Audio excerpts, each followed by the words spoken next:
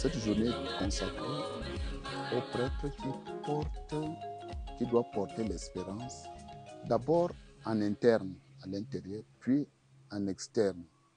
Alors ce matin particulièrement, nous avons parlé du prêtre qui doit porter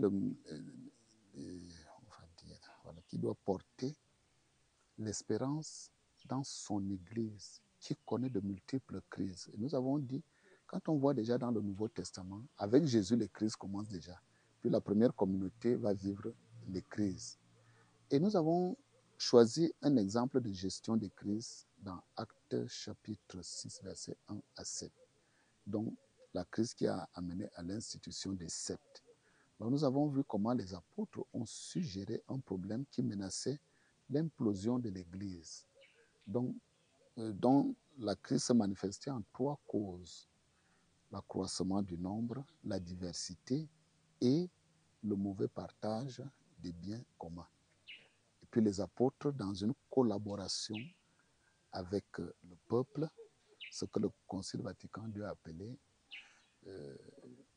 une co-responsabilité différenciée. Ils ont su travailler avec le peuple dans un aller et venu bienfaisant, bien organisé, qui a fait qu'on a pu bien résoudre le problème.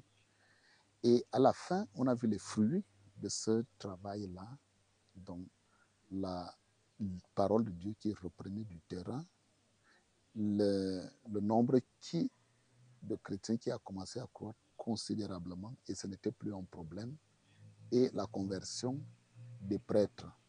Alors on a vu la manière de résoudre les problèmes est le meilleur moyen d'évangélisation.